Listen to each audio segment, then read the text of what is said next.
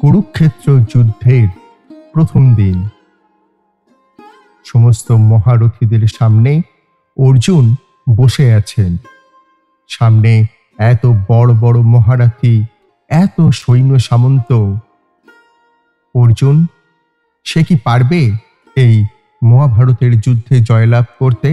শুধুমাত্র পাণ্ডব আর শ্রীকৃষ্ণকে ভরসা করে। শ্রীকৃষ্ণের আগমন। অর্জুনকে তিনি বলছেন, ব্যর্থতার তিক্ততার স্বাদ পায়নি এমন মানুষ খুঁজে পাওয়া দুষ্কর। প্রত্যেকেরই ব্যর্থতা নামক তির্যক তীরের আঘাত সইতে হয়েছে, কেননা ব্যর্থতা প্রতিটি মানুষের জীবনের অন্যতম সঙ্গী। এটা আমাদের জীবনের সাথে জুড়ে গেছে। কিন্তু সমস্যা হচ্ছে যে আমরা ব্যর্থ হয়েই আমাদের পথ চলাকে থামিয়ে দিই। হে অর্জুন, তুমি যুদ্ধ করার আগেই তুমি তোমার অস্ত্র ছেড়ে দিয়েছ। ভাবছ তুমি যদি যুদ্ধে হেরে যাও, ভাবছ তুমি যদি এই স্বজনকে হত্যা করে হাতে স্বজন হত্যার দাগ লাগিয়ে ফেলো। কিন্তু হারিয়ে ফেলা আমাদের এই মূল্যবোধগুলো কিন্তু আমাদের বেঁচে থাকার মূল রসদ।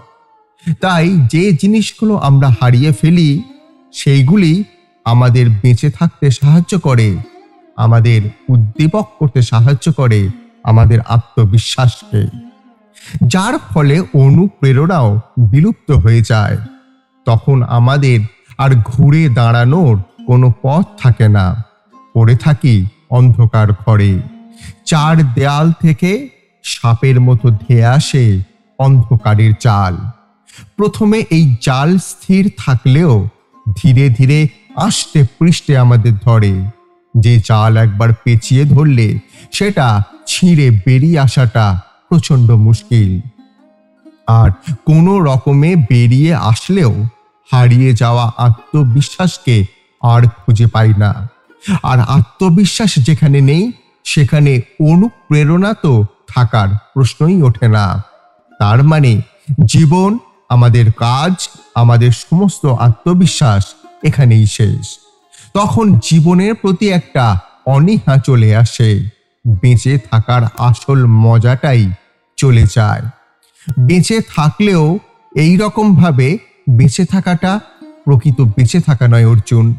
তাই এই কুরুক্ষেত্রের ন্যায় পৃথিবীতে মানুষ যত যুদ্ধের সম্মুখীন হবে, সেটা প্রকৃত যুদ্ধই হোক আর সেটা মানসিক যুদ্ধই হোক, তার পরিণতিটা ভাবা অনর্থক।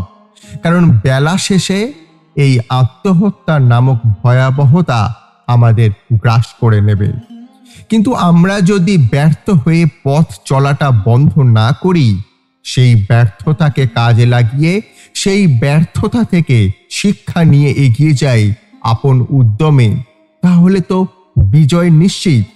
আর যেখানে আমি তোমার সাথে আছি, স্বয়ং শ্রীকৃষ্ণ যখন অর্জুনের সাথে আছে, তোমার চিন্তা কিসে? অধর্মকে দূরে সরিয়ে রেখে ধর্মের পথ আঁকড়ে রেখে আমাদের এই প্রয়োজন ব্যর্থতাকে কাজে লাগানো। ব্যর্থ হওয়া মানেই সব শেষ হয়ে যাওয়া নয়। এই কথাটা চিরতরে আমাদের মন এবং মস্তিষ্কে বসিয়ে রাখাটা একান্ত আবশ্যক। তাই এই কথার বীজ বুকে রোপণ করলে পরবর্তীতে এই গাছই আপনাকে সুমিষ্ট ফল প্রদান করবে। তাই ব্যর্থ হলেই থেমে যাওয়াটা যাবে না। ব্যর্থ হওয়ার ত্রুটিগুলোকে হাঁটিয়ে সেই ভুলগুলোকে শুধরে নিয়ে এগিয়ে যেতে হবে দুর্বার গতিতে। তাহলেই অর্জুন, সাফল্যের হাসিটা তোমার মুখেই ফুটবে, আর ব্যর্থতাও তোমাকে পৌঁছে দিতে পারবে সাফল্যের শীর্ষ চূড়ায়। এই ব্যর্থতা যদি তুমি কাটিয়ে ওঠো, তাহলে তোমার জীবনে নতুন করে কি এমন পরিবর্তন আসবে? অর্জুন, তুমি সিদ্ধান্ত গ্রহণে সাবধানতা নেবে, নিজেকে নতুন করে খুঁজে পাবে, বিপদে বন্ধু চিনতে পারবে। তোমার দুর্বলতা নিজেই স্বয়ং বিচার এবং তার সমাধান করতে শিখবে। তোমার অহংকার বোধ মুছে যাবে। তুমি অন্যের সাহায্য নিতে পারবে। সম্ভাব্য ক্ষতি সম্পর্কে পূর্ব ধারণা চলে আসবে। আর নিজের সাফল্যে যে বাহবাটা তুমি মন থেকে অনুভব করবে, সেই বাহবা অন্যকে সেই পথে এগিয়ে নিয়ে যেতে তুমি এবং তোমার বানানো আরো লোক তাকে সাহায্য করবে। তাই শুধু ব্যর্থ হলে মন খারাপ নয়, ব্যর্থতাকে ঝেড়ে ফেলে সামনে কুরুক্ষেত্রের মতো এত বড় যুদ্ধে তোমাকে এগিয়ে যেতে হবে। অবসাদ কোনোভাবেই তোমাকে যেন গ্রাস না করে, এতেই সাফল্য নিশ্চয়ই। এই ভিডিওটা আপনাদের কেমন লাগলো অবশ্যই কমেন্ট সেকশনে জানান। পরের দিন এই রকমই আর একটা ভিডিও নিয়ে আপনাদের সামনে আমি উপস্থিত হব। ততদিন সবাই মিলে একসাথে বলুন রাধে রাধে। বেশিরভাগ মানুষই এই কথা জানেন যে আমাদের শরীর 5টি তত্ত্ব দ্বারা নির্মিত, যাকে আমরা পঞ্চতত্ত্ব বলি: জল, অগ্নি, বায়ু, ধরিত্রী এবং আকাশ। এবার এই কথা আমরা সকলে জানি, কিন্তু এগুলোর সাথে কিছু গুণ জড়িয়ে রয়েছে যেগুলো আমরা দেখতে পাই না। যদি এই গুণগুলি আমরা আত্মসাৎ করতে শিখে যাই, তাহলে সাক্ষাৎ পরমেশ্বরের দর্শন আমরা পেতে পারি। যদি কথা বলি প্রথম তত্ত্বের, জলের কথা, জল যা প্রত্যেক জ্বলনকে শীতলতা প্রদান করে। এই জলকে দেখুন, যা শুধু প্রবাহিত হতে জানে, থামতে জানে না। জল পাথরের সাথে সংঘর্ষ করতে জানে, যার পথে অনেক বাধা আসে, কিন্তু সে প্রবাহিত হতে থাকে। নিরাকার হলো এই জল, যে কোনো পাত্রেই রাখুন না কেন তার আকার ধারণ করে নেবে। এটাই হলো এর বিশেষত্ব এবং এটাই হলো আমাদের শিক্ষা। কিভাবে প্রবাহমান থাকতে হবে, কিভাবে আমাদের থামলে চলবে না, তাতে আমাদের পথের মধ্যে যতই যেরকমই সমস্যা আসুক না কেন, আমাদের এই জলের মতোই নিরাকার হয়ে যে কোনো পরিস্থিতিতেই প্রবাহমান থাকতে হবে। এই শিক্ষাই জলের থেকে লাভ করুন আর আমার সাথে ভালোবেসে বলুন রাধা রাধা। আলস্য আপনার আরো একটা অত্যন্ত বড় শত্রু, যা আপনার মনের মধ্যে বসবাস করে আর ধীরে ধীরে আপনার কার্য শরীরের একটা অংশ হয়ে ওঠে। সব কাজে দেরি করিয়ে দেয়, সবকিছু নষ্ট করে দিতে পারে এই আলস্য। এই কাজ আজকে হলো না, কোনো ব্যাপার নয়, কালকে করে নেব। প্রকৃতি আমাদের এটা শেখায় না। ভেবে দেখুন, যদি সূর্য এটা ভাবে যে কাল উদিত হব না, কিছুদিন পরে উদয় হব, তাহলে কি হবে? সমগ্র পৃথিবীর বিনাশ হয়ে যাবে, ঠিক কিনা? দেখুন, এই আলস্য নিয়ে খুব সুন্দর একটা কথা আছে, আলস্যস্য কুত বিদ্যা। অর্থাৎ যিনি অলস হয়ে বসে থাকেন তিনি বিদ্যা লাভ করেন না, জ্ঞান লাভ করেন না, আর জ্ঞান না থাকলে তিনি ধন অর্জন করতে পারেন না। তার জীবনে সুখ স্বাচ্ছন্দ্যের অভাব থাকে, বন্ধুর অভাব থাকে। যেখানে সুখ স্বাচ্ছন্দ্য নেই, মিত্র নেই, আপনজন নেই, জ্ঞান নেই, সেখানে আনন্দ কিভাবে বাস করতে পারে?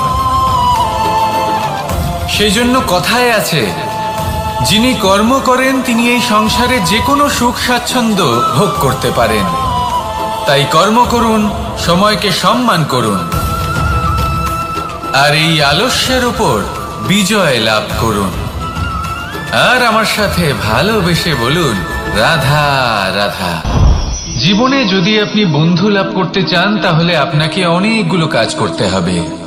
প্রথমে একজন যোগ্য পাত্র সন্ধান করতে হবে, তারপর তার সাথে সময় কাটাতে হবে, সুখ দুঃখে তার সাথে থাকতে হবে, তবে গিয়ে সে বন্ধু হবে। কিন্তু যদি আপনি শত্রু খুঁজতে চান, তাহলে কোথাও যাওয়ার দরকার নেই, কারণ আপনার সব থেকে বড় শত্রু আর কোথাও নেই, আপনারই মনের মধ্যে, আপনার চেতনায় রয়েছে। ক্রোধ, মোহ, লোভ, কাম, মদ, মাৎসর্য। এ এমন 6 সব থেকে বড় শত্রু যা আপনার আগামী 7 জন্ম নষ্ট করে দিতে পারে যদি আপনি এদের না সামলাতে পারেন। এবার এদের সাথে যদি যুদ্ধ করতে হয় তাহলে একটা মহাভারতের মতো দেখুন, যেখানে অর্জুনও আপনি আর কৃষ্ণও সেই আপনি। কারণ এই যুদ্ধ আর অন্য কারোর সাথে নয়, বরং নিজের সাথে। এগুলো অন্তর মনের যুদ্ধ, আর এটা জয় করা যেতে পারে নিয়ন্ত্রণ এবং অনবরত চেষ্টার দ্বারা। তাই এটাই করুন, এই 6 শত্রুকে পরাজিত করুন এবং আমার সাথে ভালোবেসে বলুন, রাধা রাধা। বায়ু পঞ্চতত্ত্বের মধ্যে তৃতীয় তত্ত্ব। কেউ একে সমীর বলে, আবার কেউ একে পবন বলে। প্রথম কথা হলো এটাই যে এই বায়ু আমাদের জীবন দান করে প্রতিদিন, প্রত্যেক মুহূর্তে। এই বায়ুর কারণেই আমরা নিঃশ্বাস নিতে পারি, জীবিত থাকতে পারি। এই বায়ুই হলো সেই যা সকল মেঘেদের একত্রিত করে একটি স্থানে আর বর্ষা ঘটায়। আর এই বর্ষার কারণেই এই ধরিত্রীতে অন্ন উৎপন্ন হয়। এই বায়ুকে দেখুন, কখনো এতটা সৌম্য যে আপনার কোনোই তফাৎ বোধ হয় না, আর কখনো কখনো এমন রূপ ধারণ করে ফেলে যে অনেক বড় বড় পর্বতের আকার পর্যন্ত বদলে ফেলে। এটাই হলো বায়ুর বিশেষত্ব। বায়ু শেখায় যে সময়ের সাথে সাথে বইতে থাকো, সকলকে জীবন দান করো, সকলকে সাহায্য করো, কিন্তু যখন বিপদ সামনে আসবে তখন দৃঢ় হয়ে সম্মুখীন হও। বাধা অনুযায়ী নিজেকে গড়ে নিতে হবে, আর কখন কতটা কঠোর হতে হবে আর কখন কতটা সৌম্য হতে হবে এটা বায়ুকে দেখে শিখুন, আর আমার সাথে ভালোবেসে বলুন, রাধা রাধা। পঞ্চতত্ত্বের মধ্যে দ্বিতীয় তত্ত্ব হল ধরণী, ভূমি, যাকে আমরা ধরণী মাতা বলি। এই ধরণী ধৈর্য ধারণ করে, আর এর উপরেই আমাদের সমগ্র সংসার নির্ভরশীল। কারণ এই ভূমি সহ্য ক্ষমতা রাখে, এর সহ্য ক্ষমতা হলো অপরিসীম। সন্তান যতই আঘাত প্রদান করুক না কেন, প্রেম পূর্বক সহ্য করে, আর তার বদলে অমূল্য রত্ন প্রদান করে। সন্তান যদি হাল চালায় তাহলে তার বদলে তাকে অন্ন প্রদান করে। এটাই হলো ধরণী। এবার এর থেকে আমরা কি শিক্ষা পেতে পারি? এটাই যে কারোর জন্য কিছু করা বা কাউকে কিছু দেওয়া মনে কোনো কামনা ছাড়াই। আর এই কথাটা বুঝে যান, যদি কারোর জন্য কামনা না রেখে বা কোনো পাওয়ার আশা না রেখে কারোর জন্য কিছু করেন বা কারোকে কিছু দেন, যদি এটা আপনি শিখতে পারেন তবে আপনি ভালোবাসতে শিখে গেছেন। আর সেই জন্যই এই ধরিত্রীকে মাতা বলা হয়। কারণ মাতা শুধু উনি নন যিনি গর্ভে সন্তানকে ধারণ করেন, মাতা তো উনিও যিনি জীবন বাঁচতে শেখান, যিনি জীবন বাঁচার উদাহরণ প্রদান করেন। তাহলে ধরণীর থেকে এই নিঃস্বার্থ ভাব শিখুন, নিঃস্বার্থ ভালোবাসা শিখুন, আর এই ভালোবাসার সাথেই বলুন, রাধা রাধা।